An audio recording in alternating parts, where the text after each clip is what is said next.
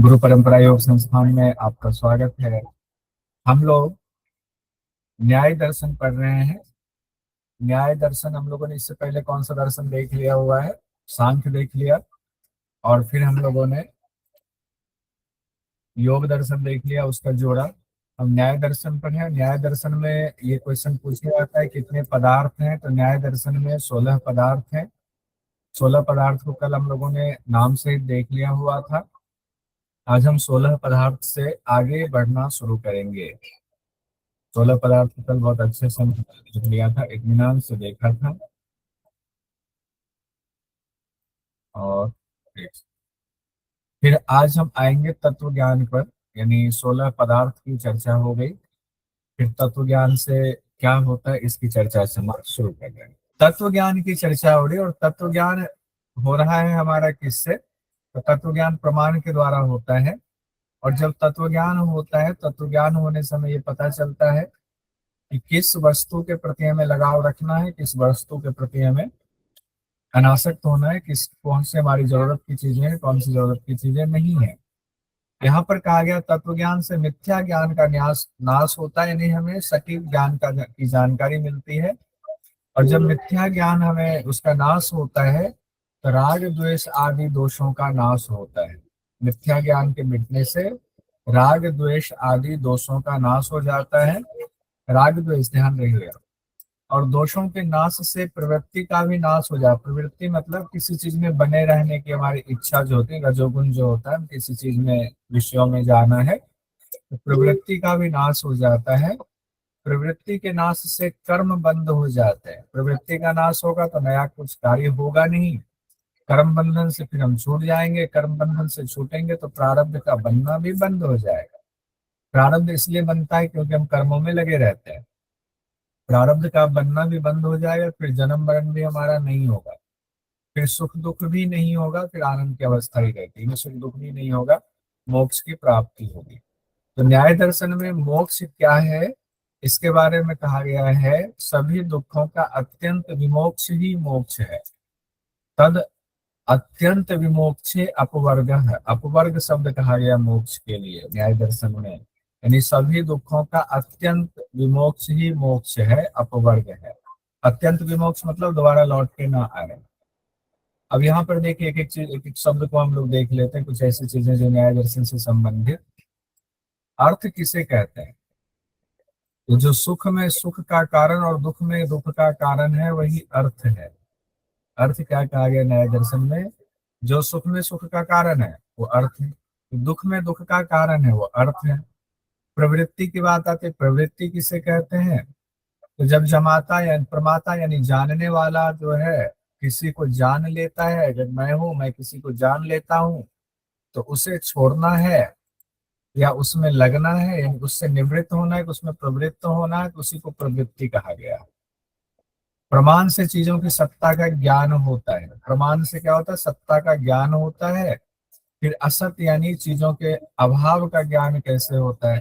प्रमाण से सत्ता का ज्ञान होता है। फिर असत या जो चीजें उसका ज्ञान कैसे होता है? तो जिस प्रमाण से सत वस्तुओं के अस्तित्व का पता चलता है, उसी से वस्तुओं के अभाव का भी ज्ञान होता है, यानी उसी से असत्य का भी ज्ञान होता है। तो एक ही प्रमाण से सत्य का भी ज्ञान हो रहा है, असत्य का भी ज्ञान हो रहा है। न्याय दर्शन के प्रमुख आचार्य और ग्रंथ को एक बार देख लेते हैं। महर्षि गौतम, न्याय सूत्र की रचना हुई। वात्स्यायन जी भी इन्हीं के परंपरा से रहे हैं। न्याय भाष्य उद्योतकर जी, न्याय वार्तिक लिखा उन्होंने, उद्योतकर जी ने। वाचस्पति मिश्र जी ने लिखा न्याय वार्तिक तात्पर्य टीका, और वाचस्पति मिश्र जी ने न्याय वार्तिक पर ही लिखा उन्होंने टीका, इसीलिए इसका नाम हुआ न्याय वार्तिक तात्पर्य टीका। यानी उद्योतकर जी ने जो ग्रंथ लिखा उसी पर वाचस्पति मिश्र जी ने पहले तो टीका लिखा, फिर वाचस्पति मिश्र जी ने न्याय सूची निबंध नाम से ग्रंथ लिखा, इसे न्याय दर्शन पर ही। फिर न्याय सूत्रोद्धार लिखा और तत्व बिंदु भी लिखा वाचस्पति मिश्र जी ने। जयंत भट्ट हुए, न्याय दर्शन में ही एक आचार्य हुए बाद में, जो उन्होंने न्याय मंजरी नाम से ग्रंथ लिखा, न्याय मंजरी। उदयनाचार्य जी हुए, उदयनाचार्य जी ने न्याय कुसुमांजलि नाम से ग्रंथ लिखा, न्याय कुसुमांजलि, न्याय परिशिष्ट और आत्म तत्व विवेक। फिर उसके बाद मध्यकाल के भी आचार्य हुए, भास सर्वज्ञ जी से लेकर के, इसमें इतने नाम तो ऐसे भी याद नहीं रहेगा तो इसको रहने देते हैं, मणिकंठ मिश्र तक का नाम हुआ। एक ये इंपॉर्टेंट है नव्य काल वाला। नव्य काल जो न्याय का है उसकी शुरुआत गंगेश उपाध्याय से माना जाता है, और गंगेश उपाध्याय से लेकर के अब तक वो सब नव्य न्याय ही है। तत्व चिंतामणि ये ग्रंथ जरूर याद रखिएगा, इसको कहीं नोट कर लीजिए स्पेशल नोट में। गंगेश उपाध्याय जी ने जो न्याय दर्शन पर ग्रंथ लिखा है वो है तत्व चिंतामणि, तत्व चिंतामणि, इसको आपको नोट करना है, तत्व चिंतामणि को। ठीक है। और एक ये भी देख लीजिए, यज्ञपति उपाध्याय जी ने मणि प्रभा नाम से लिखा, यज्ञपति उपाध्याय जी मणि प्रभा नाम से इन्होंने लिखा है। और भी आचार्य हुए हैं, तो अब उतना उसको छोड़ देते हैं। कुछ क्वेश्चंस देख लेते हैं इंपॉर्टेंट। न्याय दर्शन हम लोगों ने मोटा मोटा पढ़ा जितना परीक्षा की दृष्टि से इंपॉर्टेंट था। एक चीज बस बता दीजिए, न्याय दर्शन में दो सिद्धांत की चर्चा है। कौन से दो सिद्धांत की चर्चा है? सत्कार्यवाद और अन्यथा ख्यातिवाद। असत्कार्यवाद। असत्कार्यवाद और अन्यथा ख्यातिवाद, बहुत सुंदर। ये एग्जाम में पूछा जाता, फिर हमें लगता हम पढ़ के तो आए हुए थे, यहाँ कैसे भूल गए। तो जो चीज पहले से कई बार नहीं पढ़ा हुआ है वो हम ऐसे ही भूलते हैं। नव्य न्याय दर्शन किसके नाम से जाना जाता है? नव्य न्याय दर्शन तो गंगेश उपाध्याय जी। वन लाइनर कुछ देख लीजिए, गंगेश उपाध्याय जी ने किस नाम से नव्य न्याय का ग्रंथ लिखा? तो तत्व चिंतामणि नाम से लिखा है। वात्स्यायन जी ने न्याय भाष्य लिखा है। वाचस्पति मिश्र जी ने न्याय दर्शन पर न्याय वार्तिक तात्पर्य टीका, इंपॉर्टेंट है, वो लिखा है। और भी कई ग्रंथ इन्होंने लिखा है। वाचस्पति जी ने किनके वार्तिक पर टीका लिखा? तो उद्योतकर जी के वार्तिक पर टीका लिखा। जिन्होंने न्याय वार्तिक लिखा था उसी पर न्याय वार्तिक टीका नाम से हुआ। हेत्वाभास कितने बताए गए हैं? 5 सभ्य विचार, 5 बताए गए, जिसमें पहला है सभ्य विचार, दूसरा विरुद्ध, तीसरा है सत्य प्रतिपक्ष, चौथा है असिद्ध और पांचवा है बाध्य। न्याय दर्शन का पहला पदार्थ कौन सा है? प्रमाण को न्याय दर्शन का पहला पदार्थ बताया गया है। प्रमाण से ज्ञान प्राप्त करने में किन 4 वस्तु की जरूरत होती है? तो इसमें कहा गया है न्याय दर्शन में, प्रमा, प्रमाण, प्रमेय और प्रमिति। प्रमाता कौन हुए? वस्तु को जानने वाला। प्रमाण हुआ जिसके द्वारा वस्तु को जाना जाए। प्रमेय किसको कहते हैं? वह वस्तु या पदार्थ जिसको जानना है या जिसको जान लेते हैं। प्रमा प्रमिति किसको कहते हैं? वह ज्ञान जो उत्पन्न हो रहा है, जो जाना हुआ ज्ञान उत्पन्न हो रहा है, वो कहते हैं। न्याय दर्शन में कितने प्रमेय की चर्चा है? तो प्रमेय 12 बताए गए। प्रमेय भी एक पदार्थ है, 12 प्रमेय बताए गए हैं। न्याय दर्शन में आत्मा ईश्वर के बारे में क्या कहा गया है, ये भी थोड़ा सा जान लेते हैं। गौतम ऋषि ने ईश्वर को एक आत्मा कहा है जो चैतन्य से युक्त है। और ये आत्मा भी कहा गया, पहले तो 2 प्रकार का, जीवात्मा, परमात्मा, फिर बाद में उसकी और व्याख्या की गई है। परमात्मा को ही ईश्वर कहा गया है। ईश्वर का स्वरूप बताते हुए कहा गया है कि उनका ज्ञान नित्य है, वह सभी विषयों का अपरोक्ष ज्ञान रखता है, जबकि आत्मा का ज्ञान अनित्य है, आंशिक और सीमित है। जीवात्मा अपूर्ण है, वहीं ईश्वर सब तरह से पूर्ण है। तो ईश्वर को ही सब कुछ माना गया। ईश्वर मतलब परमात्मा, परमात्मा को ही सब कुछ माना गया है। ईश्वर और आत्मा में संबंध क्या है? ये बहुत सुंदर बात कही गई। पिता और पुत्र का संबंध जैसे होता है वैसे आत्मा और परमात्मा में संबंध है। ईश्वर ही विश्व का सृष्टा है, पालक है, संहारक है। ईश्वर ही क्या है? विश्व का सृष्टा, पालक, संहारक है।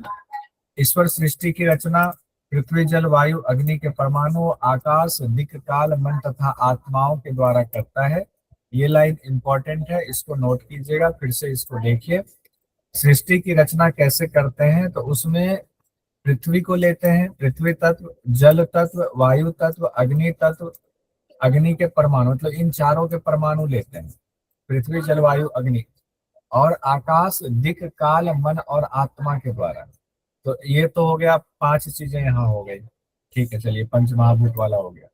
फिर ठीक है, ये बात दिक्, काल और मन, तो 5 3 8 हो गया। दिक्, काल और मन, तो 5 और 3 8 हो गया। उसमें अपना पुत्र हो गया इनका आत्मा, उनको मिला दिया, 9वां हो गया। तो 9 चीजों से सृष्टि की रचना करते हैं। परमाणु गतिहीन माना गया है न्याय दर्शन में, और उनके मिलने से सृष्टि का निर्माण होता है। और इन्हें मिलाता कौन है, गति कौन प्रदान करता है, तो ईश्वर गति प्रदान करता है। तो ईश्वर के बिना सृष्टि की कल्पना नहीं की जा सकती है, ये एक इम्पॉर्टेंट चीज है।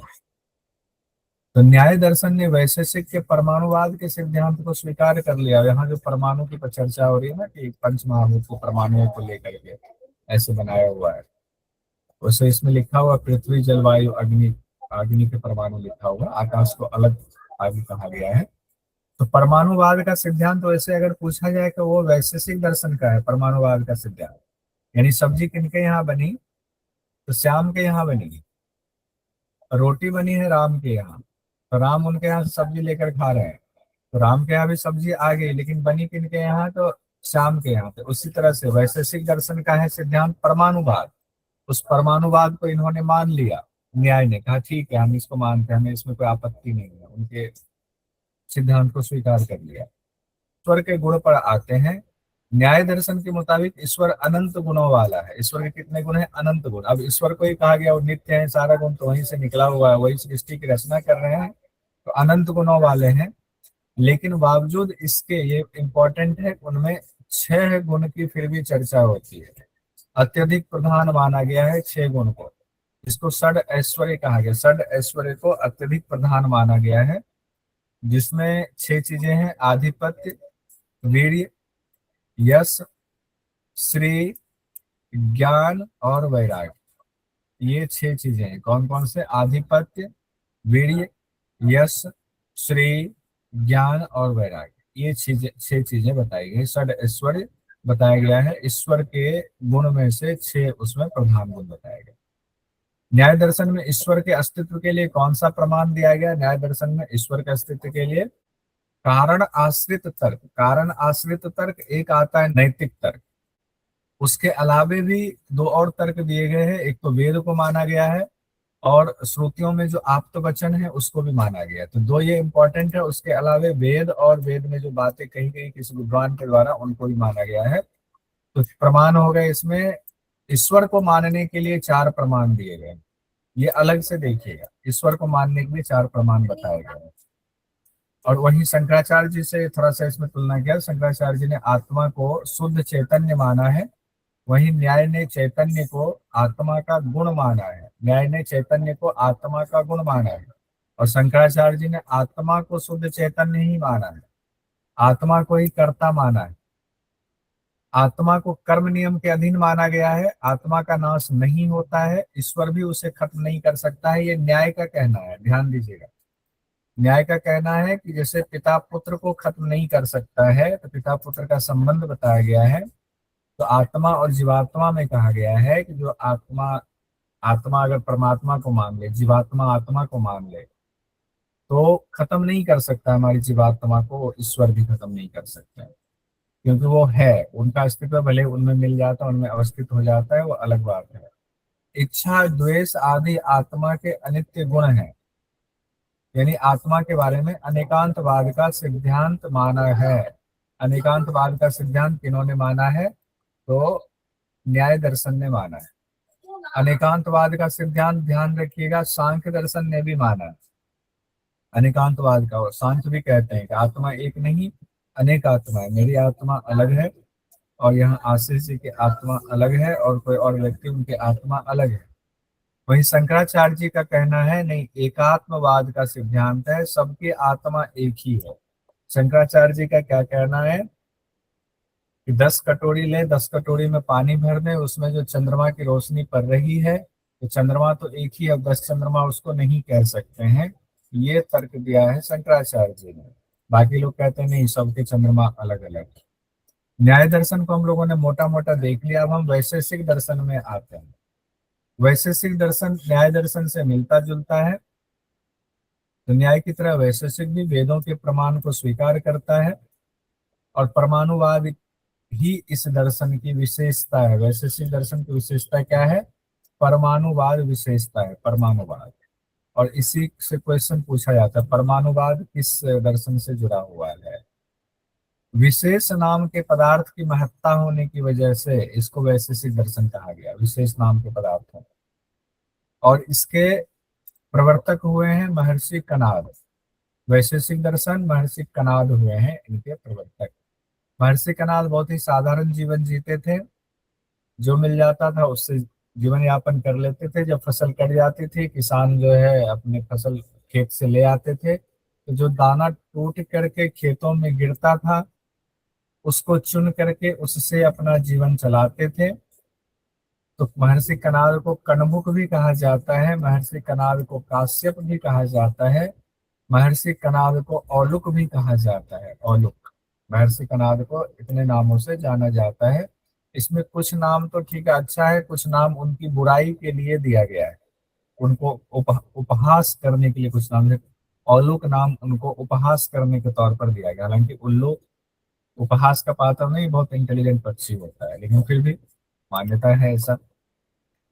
कन्हुक या कनाद नाम कैसे पड़ा हुआ है वो हम लोगों ने देख ही लिया है कि खेतों में जाके जो अनाज गिर जाता था पेड़ों से, उसको चुन करके लाते थे और उसी से अपना जीवन निर्वाह करते थे। वैशेषिक दर्शन के विकास की बात आती है तो माना जाता है ईसा पूर्व 300 ईस्वी में, ईसा पूर्व 300 ईस्वी में वैशेषिक दर्शन का विकास हुआ, 300 से 600 ईस्वी पूर्व में। और बहुत से विद्वान मानते हैं कि वैशेषिक दर्शन न्याय दर्शन से भी प्राचीन दर्शन है, न्याय से भी प्राचीन दर्शन है। तो वैशेषिक दर्शन, जैसे न्याय दर्शन के बहुत सारे नाम थे, गौतम जी के नाम पर था, उसी तरह से वैशेषिक दर्शन के भी कई नाम हैं। कनाद दर्शन भी कहा जाता है, औलुक के दर्शन भी कहा जाता है, काशप्रिय दर्शन भी कहा जाता है। तो ये तीन दर्शन तो है ही, एक वैशेषिक दर्शन, चार नाम हो गए। वैशेषिक सूत्र यानी इनके रचयिता जो महर्षि कणाद हुए, उन्होंने जो ग्रंथ लिखा ऐसा माना जाता है उसका नाम है वैशेषिक सूत्र, वैशेषिक सूत्र कहा जाता है। और वैशेषिक सूत्र पर ही बाद में बहुत सारे भाष्य, बहुत सारी टीकाएं लिखी गई हैं, जिसमें से प्रशस्त पाद है, प्रशस्त पाद बहुत मशहूर हुए। उन्होंने भाष्य लिखा और उस भाष्य का नाम दिया पदार्थ धर्म संग्रह। प्रशस्त पाद जी ने, ये इंपॉर्टेंट है, इसको नोट कर लीजिएगा। प्रशस्त पाद जी ने जो भाष्य लिखा वैशेषिक सूत्र पर, उसका नाम क्या है? पदार्थ धर्म संग्रह है। इसको नोट करिए, स्पेशल नोट में इसको लिख लीजिए। वैशेषिक सूत्र की संरचना के बारे में हम लोग देख लेते हैं। 10 अध्याय है वैशेषिक सूत्र में, और हर अध्याय में 2 उप अध्याय है, उप अध्याय, उसको आहनिक कहा गया है। तो कुल 20 आहनिक हो गया। सूत्र संख्या 370 के करीब माना जाता है, वैशेषिक दर्शन में कुल 370 सूत्र हैं ऐसा माना जाता है। वैशेषिक दर्शन के कुछ प्रमुख आचार्यों के नाम देख लेते हैं। सबसे प्रमुख तो महर्षि कणाद ही हुए, ईसा पूर्व 300 से 600 कहा जाता है। फिर प्रशस्त पाद हुए जिन्होंने पदार्थ धर्म संग्रह लिखा। फिर व्योम शिवाचार्य जी हुए जिन्होंने व्योमवती लिखा। श्रीधर भट्ट जी हुए जिन्होंने न्याय कंडली लिखा, न्याय कंडली। उदयनाचार्य जी हुए जिन्होंने न्यायवली लिखा, टीका है ये। तो ये कुछ नाम थे। अब व्याख्याकारों का मत है कि आगे चलकर न्याय ने वैशेषिक की जो तत्व मीमांसा है उसको एज इट इज स्वीकार कर लिया। तो न्याय ने क्या स्वीकार किया था? इसके परमाणुवाद के सिद्धांत को स्वीकार किया था वैशेषिक के।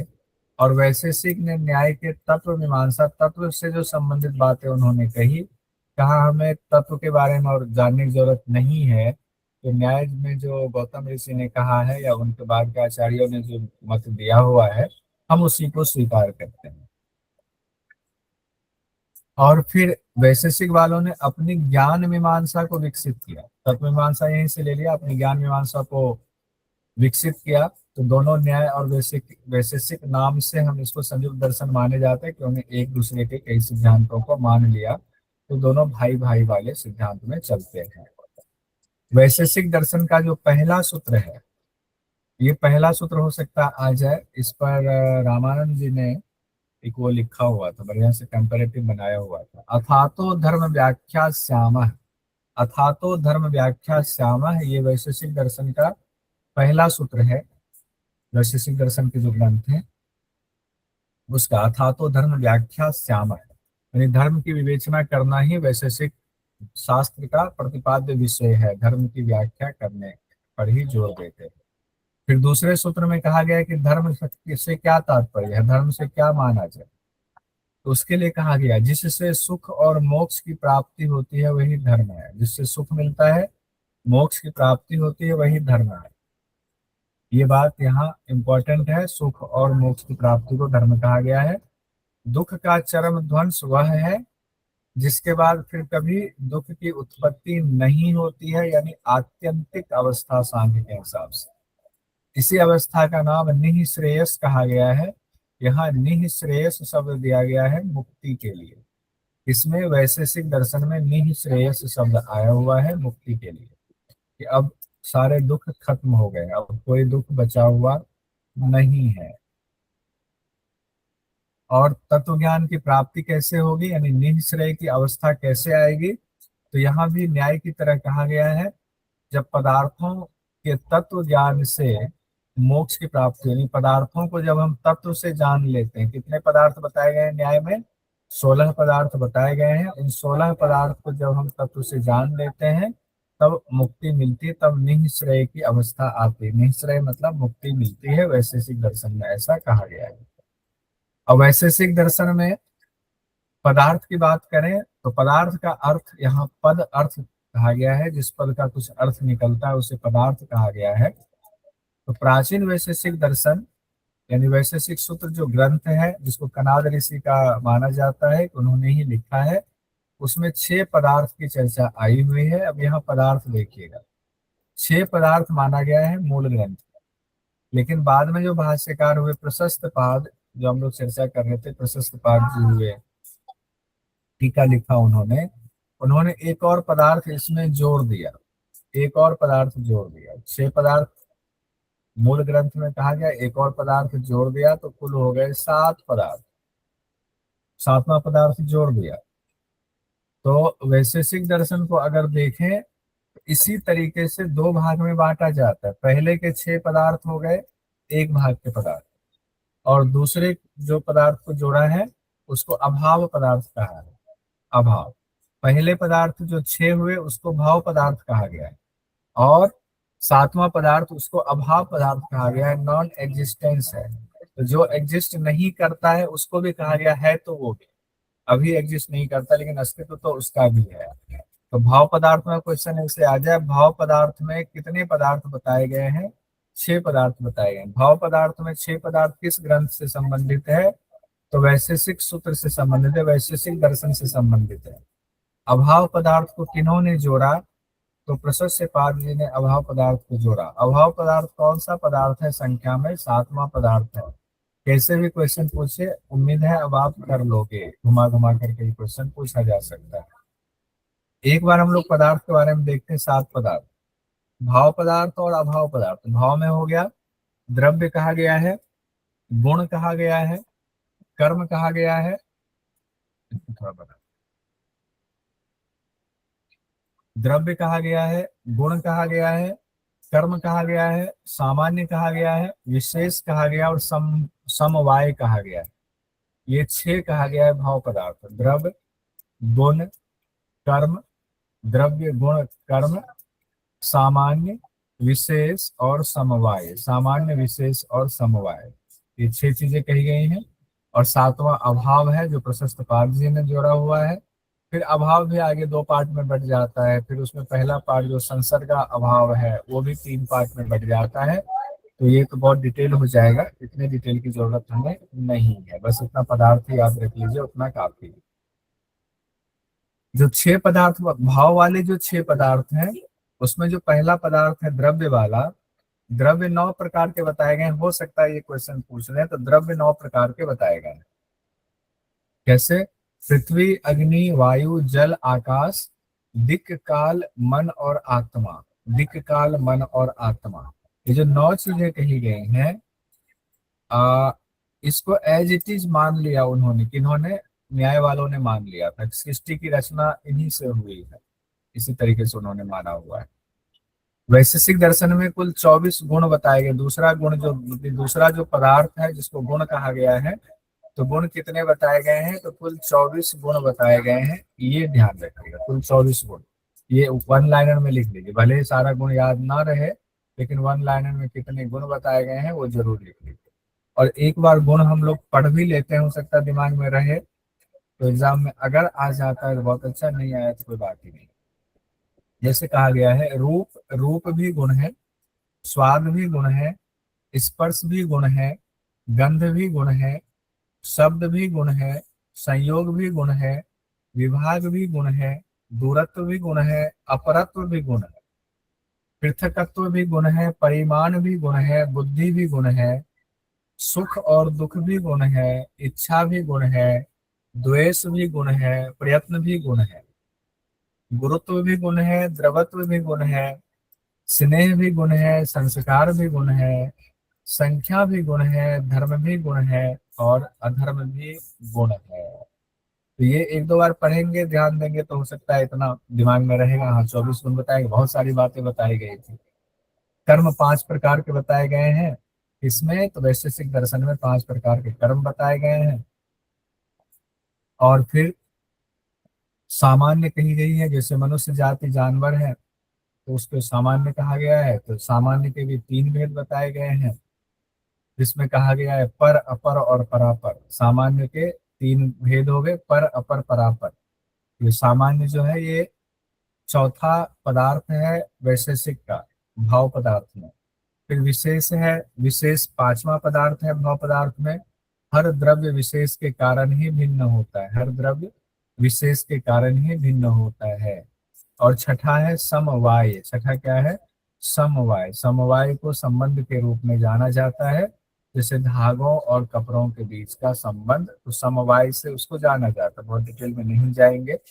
भाव पदार्थ हम लोगों ने 6 देख लिया, एक बार फिर से देखिए। द्रव्य, गुण, कर्म, सामान्य, विशेष और समवाय हो गया। उसके बाद हम लोगों ने इसमें 9 चीजें देखी थी ना, आत्मा, हाँ ये भी देख ही लिया था। चलिए इसको छोड़ देते हैं, फिर उसी को डिटेल में लिखा गया, जो ग्राफिक्स बना था उसी को यहाँ लिखा गया है, उसको फिर बाद में नहीं देखता। बस इतना याद रखिएगा, पदार्थ 6 हैं और बाद में एक पदार्थ प्रशस्तपाद जी ने जोड़ा, तो कुल पदार्थ 7 हो गए। 7 में जो है अब उसको 2 कैटेगरी में बांट दिया। भाव पदार्थ हो गए 6 और अभाव पदार्थ हो गए 1। अब फिर उसके भी कई कई कैटेगरी बांटी गई। ठीक है। वैशेषिक दर्शन में प्रमाण को लेकर के बड़ी संशय की स्थिति होती है। कई बार सवाल ये पूछा जाता है आप लोगों की तरफ से, वैशेषिक दर्शन में कितने प्रमाण मानेंगे? तो देखिए इसमें कहा गया है वैशेषिक दर्शन में 2 ही प्रमाण माना गया, प्रत्यक्ष और अनुमान। लेकिन उपमान और शब्द को अनुमान के अंतर्गत रखा हुआ है। लेकिन अगर क्वेश्चन पूछा जाता है कि वैशेषिक में कितने हैं, तो हम 2 ही मानेंगे, प्रत्यक्ष और अनुमान। व्याख्या में उपमान और शब्द को दे देंगे तो अलग बात है, लेकिन एग्जाम के लिए 2 ही प्रमाण बताए गए हैं। और अगर आप कहेंगे कि 2 तो ऑप्शन ही ना हो, तो 2 ऑप्शन ना हो तो 6 वाला टिक लगा के आइए, जो न्याय वाला है। न्याय वाला जो 6 है उसको टिक लगा के आ जाइए। और 4 जो है, न्याय वाला 4, बस कहाँ दिमाग जा रहा है। ठीक है, आइए। एक बात और व्याख्याकारों का मानना है कि न्याय दर्शन में जो 4 प्रमाण होता है, प्रत्यक्ष, अनुमान, उपमान और आगम, तो अर्थापत्ति को अनुमान के अंतर्गत माना जाता है। अर्थापत्ति को अनुमान के अंतर्गत माना जाता है, लेकिन हम 4 ही मानकर चलेंगे परीक्षा की दृष्टि से। ठीक है। और वैशेषिक वाला आप लोगों ने देख ही लिया, 2 ही माना है, प्रत्यक्ष और अनुमान। अब सृष्टि की रचना कैसे हुई? जैसा कि हम लोगों ने ऊपर देखा हुआ था, न्याय दर्शन में कहा गया था पंचमहाभूत, और उसके बाद 3 चीजें कही गई थी, दिक् काल, और क्या कहा गया था? दिक् काल।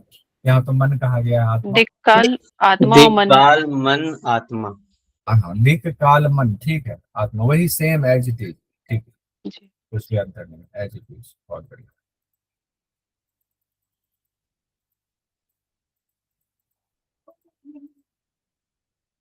सृष्टि की रचना में जो 9 चीजें बताई गई हैं, वही 9 चीजें न्याय में भी है, वैशेषिक में है। वैशेषिक का ही न्याय ने लिया हुआ है, क्योंकि परमाणुवाद का सिद्धांत लिया है। तो परमाणुवाद के सिद्धांत में कहा गया है कि 4 परमाणु से मिलकर के सृष्टि की रचना हुई है, अग्नि, वायु, जल और पृथ्वी। इसीलिए वहां 4 में ही था, अग्नि, वायु, जल और पृथ्वी। इसके 4 परमाणु से कहा गया है शुरुआत में। इन चारों के संयोग से ही सृष्टि की रचना हुई है, शुरुआत में ये बात कही गई है। चारों का अलग अलग होना ही प्रलय है, और चारों का मिल जाना ही सृष्टि है। ये ध्यान रखेंगे 4 परमाणु माने गए हैं। अब इसमें जैसे कि न्याय में हम लोगों ने देखा था 4 प्रकार के परमाणु हैं, चारों निष्क्रिय हैं, वहां भी कहा गया था। और सक्रिय किसके द्वारा होते हैं? तो ईश्वर के द्वारा सक्रिय होते हैं, यानी ईश्वर जो है वो गति प्रदान करते हैं। तो निमित्त कारण ईश्वर को माना गया है सृष्टि के लिए। परमाणु 4 बताए गए हैं, पार्थिव, जलीय, तेजस और वायवीय, वही चारों है, बस संस्कृत में नाम है तो इसलिए हमने एक बार इसको भी लिख दिया। अगर संस्कृत में आ जाए तो परेशान। पार्थिव कहा गया है, जलीय कहा गया, तेजस कहा गया, वायवीय कहा गया। सृष्टि के प्रारंभ में चारों द्रव्यों के परमाणु निष्क्रिय रहते हैं और ईश्वर की वजह से परमाणुओं में क्रिया उत्पन्न होती है, फिर सूक्ष्म से स्थूल तत्व की उत्पत्ति होने लगती है। न्याय दर्शन और इन्होंने वैसे, हाँ, सॉरी इन्होंने आकाश को नहीं माना है ना, बस चार ही वो रखा है ना आकाश को लिया है, परमाणु 4 ही माने हैं, लेकिन आकाश को लिया है सृष्टि के क्रम में। सृष्टि की यहाँ रचना हमने में। नहीं लिया, यहाँ सिर्फ हमने परमाणु से संदर्भित चीजें ली हुई है। ठीक है, जैसे परमाणु को सृष्टि की रचना में मान रहे हैं ना, ये कि परमाणु ये से मिलकर सृष्टि की रचना हो रही है। मूल माना है, ये मूल माना जी है, लेकिन ऐसा नहीं है। ऊपर हम लोगों ने देखा था 9 9 जी, चीजें। देखा था वही। जी ठीक है, जी इतना डिटेल नहीं दिया हमने, बस हमने परमाणु माना है। कितने परमाणु, अगर मान लीजिए एग्जाम में ये आता है कि वैशेषिक दर्शन में कितने परमाणुओं को मान्यता दी गई है, चर्चा। तो 4 जी 4 परमाणु मान्यता दी, जी, वो चालू ही है, थैंक यू। बस वो संदर्भ जी है। ठीक है, थैंक न्याय और वैशेषिक में दर्शन में क्या समानता है? तो माना जाता है न्याय दर्शन ने वैशेषिक के ईश्वर संबंधी सिद्धांत को हूबहू स्वीकार कर लिया, न्याय ने वैशेषिक के सृष्टिवाद के सिद्धांत को स्वीकार कर लिया, परमाणुवाद के सिद्धांत को स्वीकार कर लिया। तो परमाणुवाद का सिद्धांत सृष्टिवाद के सिद्धांत जुड़ा हुआ जरूर है, लेकिन परमाणुवाद का सिद्धांत थोड़ा संकुचित हो जाता है। सृष्टिवाद के सिद्धांत में परमाणुवाद का सिद्धांत भी समाहित हो जाता है। न्याय ने वैशेषिक के सभी पदार्थों को अवांतर पदार्थ के रूप में स्वीकार किया है। तो वैशेषिक में कितने पदार्थ हैं? शुरुआत में कितने थे, बाद में कितने हुए, एक बार बता दीजिए। पहले 5 तो 6, सॉरी 6, तो 7वां एक बढ़ा दिया। 6 जो पदार्थ हैं। 6 को एक शब्द में क्या नाम दिया गया? उस 6 को एक शब्द में भाव भाव और 7वां एक को अभाव बोल दिया। भाव और अभाव। ठीक है, बहुत बढ़िया। न्याय दर्शन ने कितने प्रमाण को माना है? 4 और वैशेषिक दर्शन ने कितने प्रमाण को माना है? 2 2। ठीक, अब ये इम्पोर्टेंट, ये 2 शब्द है, इसको लाइन लिख करके और उसको इम्पोर्टेंट नोट कर लीजिए। न्याय दर्शन को तर्क शास्त्र कहा जाता है, वैशेषिक दर्शन को तत्व शास्त्र कहा जाता है। न्याय में तर्क है ना, बहुत तर्क है उसमें, तो वाद वगैरह बहुत सारी चीजें आई हुई है। तर्क के द्वारा ज्ञान की प्राप्ति हो रही है, तो तर्क शास्त्र कहा जाता है। तर्क की बहुत चर्चा है, कहा गया तर्क की शुरुआत ही न्याय से होती है। और वैशेषिक दर्शन को तत्व शास्त्र कहा जाता है, वैशेषिक दर्शन को तत्व शास्त्र कहा जाता है। तर्क शास्त्र, तत्व शास्त्र, ये 2 पॉइंट लिख लीजिए अगर एग्जाम में आ जाए तो। न्याय और वैशेषिक भी हो गया। अब हम लोग आज ही बढ़ेंगे, मीमांसा दर्शन में आएंगे। मीमांसा दर्शन और फिर वेदांत है, वेदांत को तो बाद में देखेंगे, मीमांसा दर्शन आज हम टच करेंगे। मीमांसा का ही नाम होता है पूर्व मीमांसा, इसी को कर्म मीमांसा भी कहा जाता है। कर्म मीमांसा क्यों कहा जाता है? इससे संबंधित एक सिद्धांत है जिसको अपूर्व का सिद्धांत कहा जाता है। कौन सा सिद्धांत होता है? अपूर्व का सिद्धांत। कौन सा सिद्धांत है? अपूर्व का। अपूर्व का सिद्धांत है, और अपूर्व का सिद्धांत ही बेसिकली कर्म मीमांसा है, कर्म की चर्चा है, उसमें कर्म का सिद्धांत है। अपूर्व का सिद्धांत मतलब कर्म का सिद्धांत दिया गया। तो मीमांसा दर्शन अगर आ जाए शब्द, तो मीमांसा में आप सोचें, अगर मीमांसा में तो 2 दर्शन होता है, पूर्व मीमांसा, उत्तर मीमांसा। लेकिन अगर सिर्फ मीमांसा दर्शन है और नीचे चूज करना है कोई एक दर्शन, तो हम पूर्व मीमांसा दर्शन ही लेंगे, पूर्व मीमांसा दर्शन लेंगे। ठीक है, अब मीमांसा दर्शन में हम लोग देखते हैं, मीमांसा का अर्थ होता है किसी चीज की व्याख्या करना, विश्लेषण करना, विश्लेषण करके उसमें से तथ्य को निकाल लेना। मीमांसा दर्शन को जब हम पढ़ते हैं तो हमें ये पता चल जाएगा कि जरूरत क्यों पड़ी, कितने विभाग हैं, कितने प्रमाण को स्वीकार किया गया है, शुरुआत में कितने प्रमाण, फिर बाद में क्या प्रमाण इसमें भी बदला है, वो देखेंगे। कितने पदार्थ माने गए हैं, ईश्वर की सत्ता स्वीकार करते हैं या नहीं, या बिना ईश्वर के, ये दर्शन में बिना ईश्वर के ही है, तो इसको एक बार देखते हैं। अच्छा, अनिश्वरवादी दर्शन में दो दर्शन आता है, कौन कौन सा आता है एक बार बता दीजिए मुझे। सांख्य और सांख्य और वैशेषिक। सांख्य और वैशेषिक। नहीं वैसे वो बृहस्पति देव जिनके चार वाक। चारवाक षट दर्शन में नहीं आता है। षट दर्शन में बताइए दो दर्शन कौन। हाँ, षट दर्शन में सांख्य और पूर्व मीमांसा।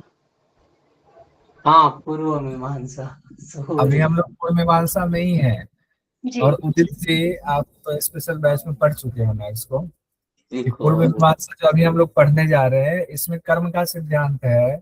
कहा गया ईश्वर नहीं, ईश्वर नहीं कुछ करेंगे आपको। सत्ता को स्वीकार नहीं करते ये दोनों, याद रखना। वेद को पूरी तरह से माना गया, वेद को, वेद के मंत्रों को, मंत्रों का जो विधि विधान है उसी को माना गया। मंत्र में ही कहा गया देवता निहित है, उसी से आपको जो मिलना उसी से मिलेगा।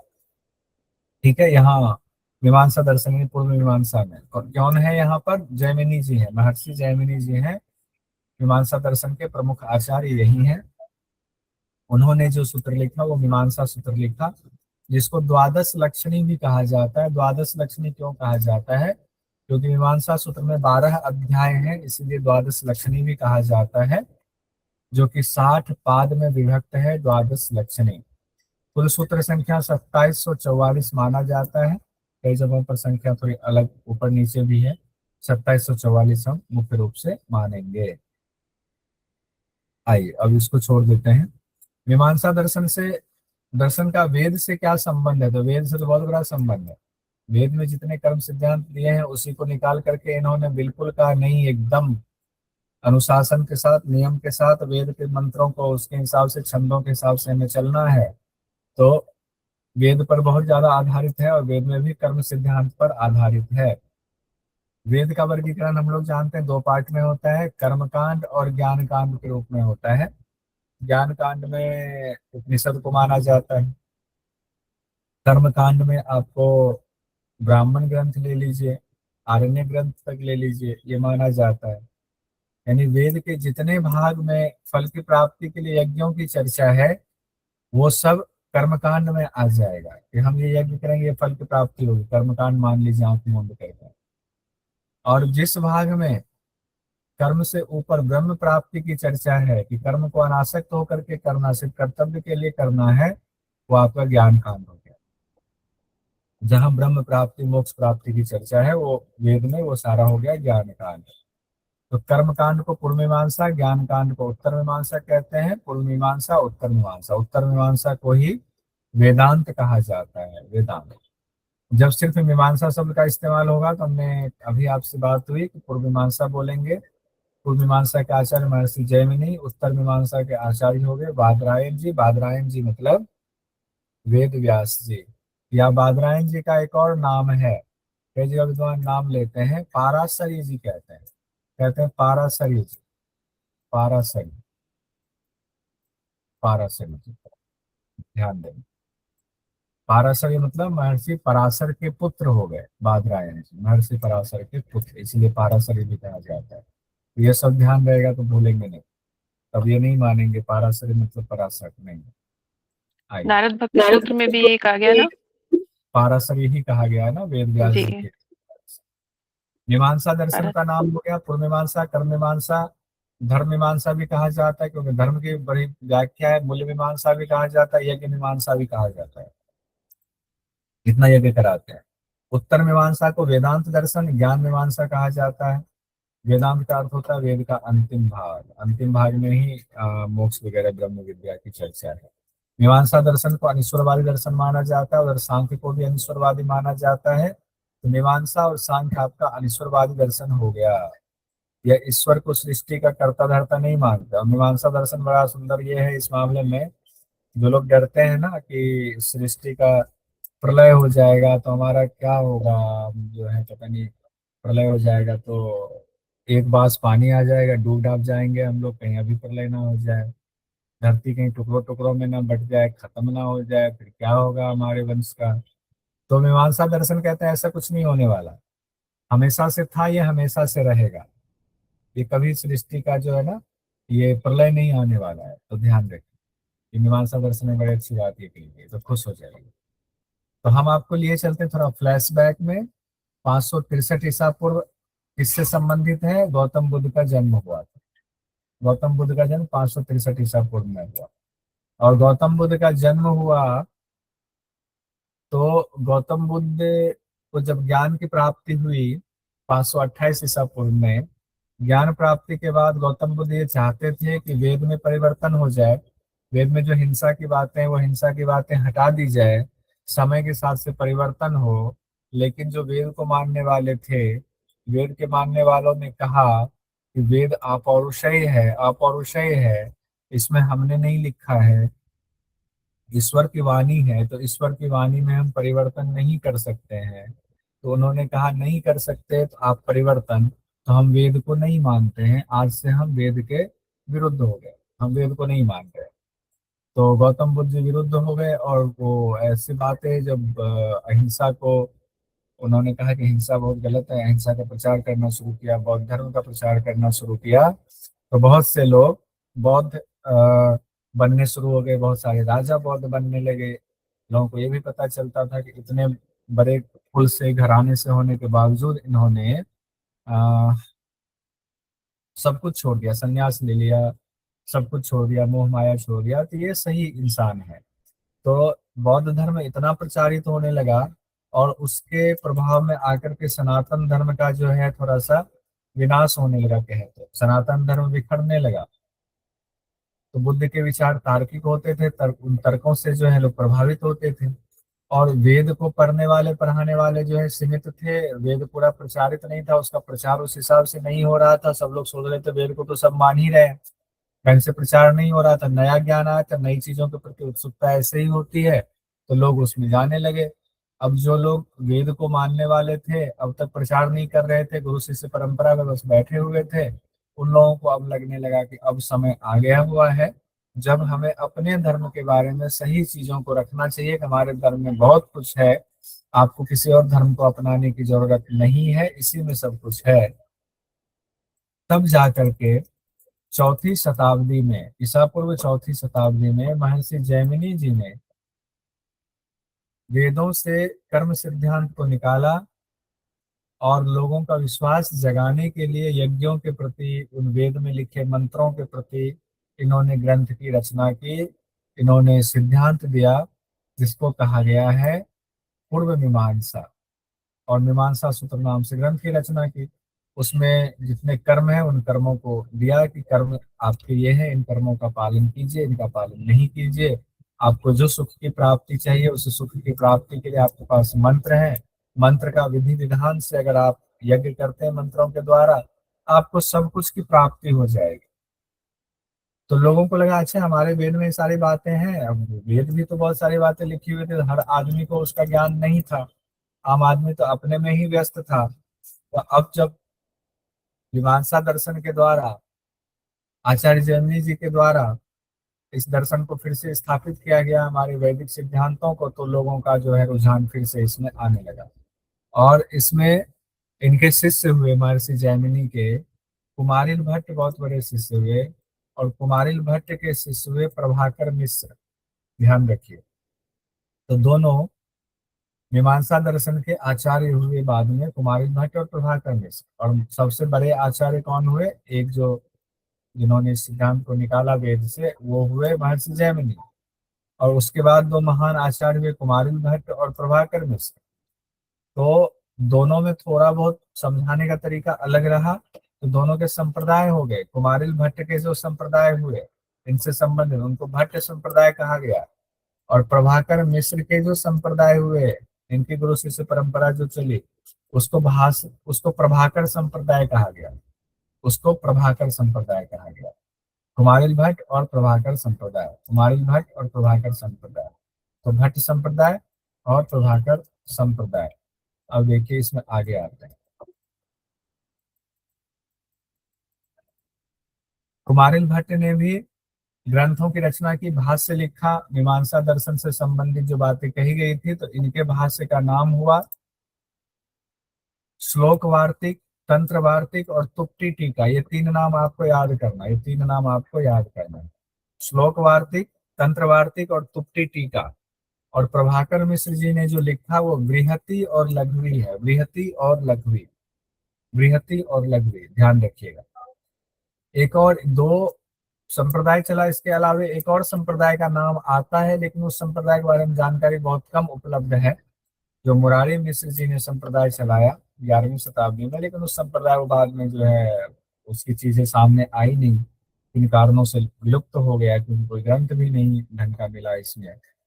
अब एक शब्द यहाँ लिखा हुआ है साबर भाष्य, साबर भाष्य, तो ये देखिए ये इंपॉर्टेंट हो सकता है, यहाँ से क्वेश्चन पूछे। एक ये शब्द है साबर भाष्य, इधर भी साबर भाष्य है, इधर भी साबर भाष्य है। तो इन्होंने दर्शन में कौन सा ग्रंथ लिखा? मीमांसा दर्शन लिखा, महर्षि जैमिनी जी ने। मीमांसा सूत्र, माफ चाहूंगा, मीमांसा सूत्र लिखा, मीमांसा दर्शन का ग्रंथ। मीमांसा सूत्र पर सबसे पहला जो भाष्य लिखा गया वो साबर भाष्य कहलाया, जो साबर स्वामी ने लिखा। इन्होंने लिखा, साबर स्वामी जी ने लिखा साबर भाष्य पहला।